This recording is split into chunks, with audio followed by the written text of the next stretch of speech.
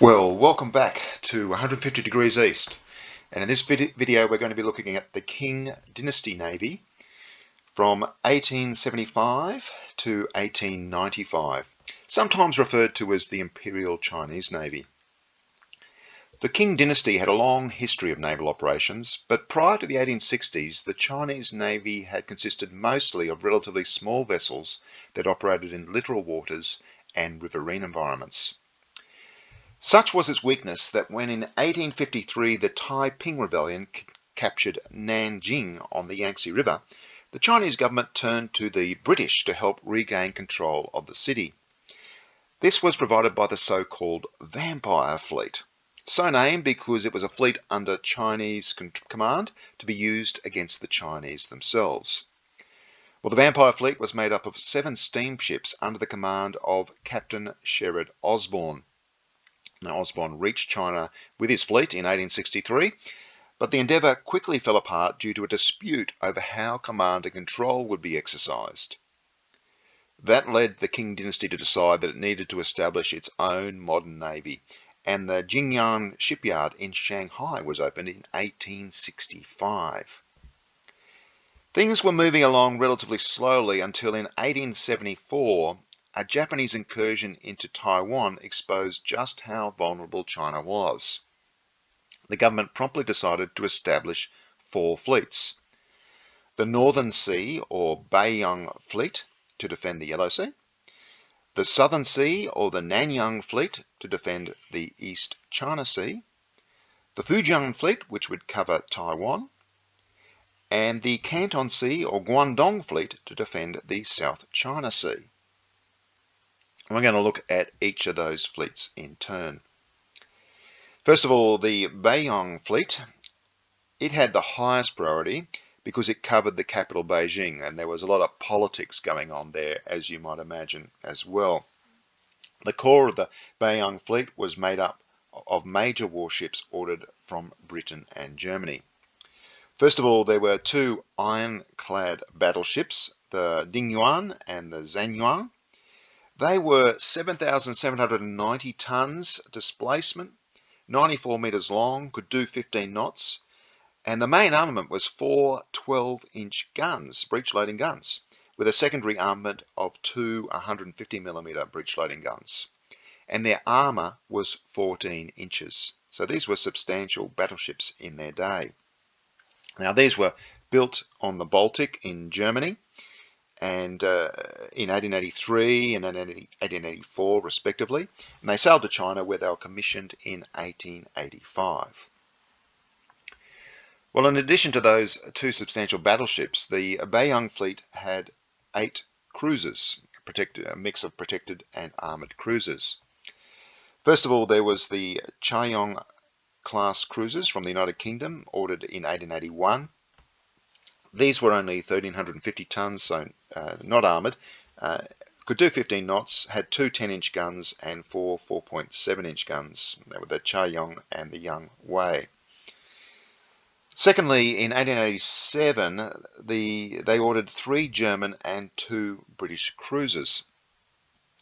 From Germany, they ordered the protected cruiser, the Jiyuan, in 1887, 2,400 tons, 15 knots, had 2 8-inch guns and 1 5.9-inch gun, and then 2 armoured cruisers, the Jingwan and the Laiyuan. These were 2,900 tons, more armour, more displacement, could do 16 knots, and had 2 8.3-inch guns and 1 5.9-inch guns. And lastly, from Britain, they had the 2 protected cruisers, the Qing and the Zhuiyang, ordered from Armstrong in the UK, 2,350 tons, could do 18 knots, but that came at a cost because the Royal Navy regarded them as structurally weak and didn't order any of them for themselves, and the way their life ended suggested that perhaps that was the case. They had as armament 3 8.2-inch guns and 2 5.9-inch guns. In 1889, they were joined by the Chinese-built Qingyuan, built at the Fuzhou Navy Yard, and more on that yard, the Fuzhou Yard, later in this video. The Qingyuan was 2,150 tons, could do 10.5 knots, and had 1 10-inch gun and 2 5.9-inch guns. In addition to those, the fleet had 6 British-built gunboats and 4 German-built torpedo boats. So as you can see, quite a substantial fleet. The Beiyang fleet had dedicated naval bases built in Port Arthur and in Weihai. As you can see, those bases covered the entrance to the waters leading up to Beijing. The Naval Board was established in 1885, and the Beiyang fleet was formally established in 1888. So there's the Beiyang fleet, quite a substantial fleet, especially for the region. Let's move further south and look at the Nanyang fleet. Now, it was based in Shanghai, and while it had extensive responsibilities, it was the poor cousin of the Beiyang fleet, and in fact, several vessels that were actually built for the Nanyang fleet were actually moved to the Beiyang fleet to bolster it, again, politically motivated movement to actually make that Beiyang fleet look quite substantial.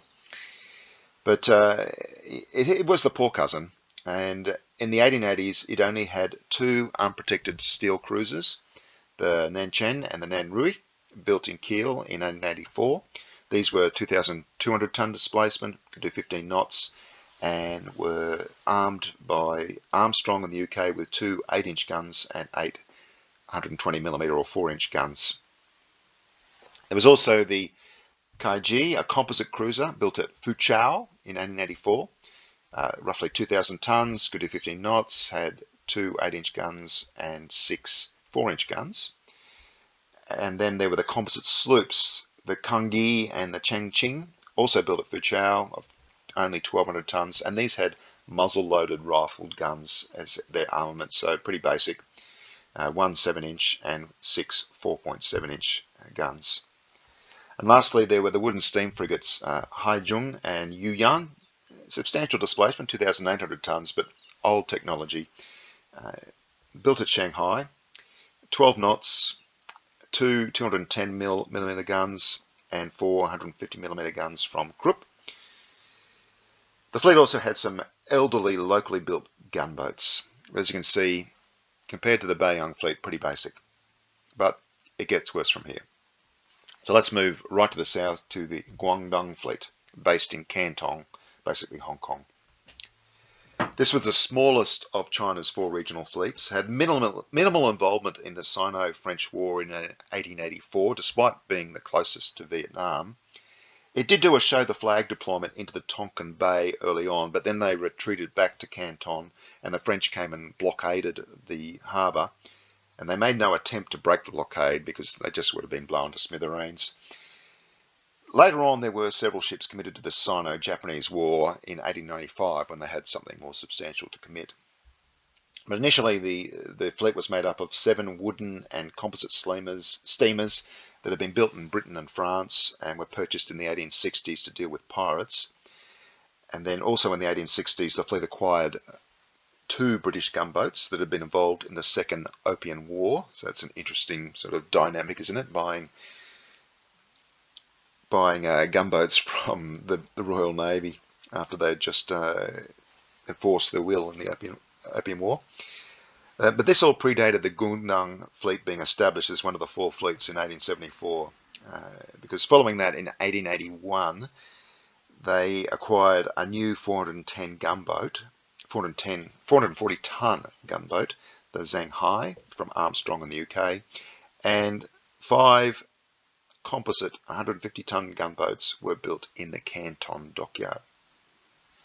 In the second half of the 1880s, there were a number of harbour defence vessels added as well. These were shallow draft gunboats and torpedo boats. And then in 1892, they acquired something more substantial, 3 steel torpedo gunboats, each of them 1,000 ton displacement, and having 3 4.7-inch Krupp guns. Well, that was the Guangdong fleet. And lastly, let's look at the Fujian fleet, based in Fuzhou, again just off Taiwan, on the mainland there. They're based in Fuzhou, as I said, and nearly all the ships were produced in the Fuzhou Navy Yard, which had built ships for a number of the other fleets as well. And that Navy Yard was in Fuzhou. The Foochow shipyard was created with French assistance, interestingly, because that would come to feature in the Sino-French War, and we'll deal with that in the next video. Construction of the shipyard began in 1867, with the first ship launched in 1869. Turning to the Fujian fleet from 1874, it was made up of the Yangwu as the flagship, a 1,400-ton wooden steam corvette with 13 muzzle-loaded guns, and 2 locally built 500-ton gunboats and 2 British-built 256-ton gunboats ordered after the Japanese incursion on Taiwan in 1874. They also had a number of smaller utility vessels. Yeah, pretty basic arrangements. But later on they did add some more substantial vessels. There were composite cruisers. The Fujing in 2,200 ton, could do 17 knots, had 2 8-inch Armstrong breech loading guns, and the Fuan, 3,100 tons, could do 14 knots, had 2 6.3-inch breech loading guns from Armstrong and 4 6-inch breech loading guns as secondary battery.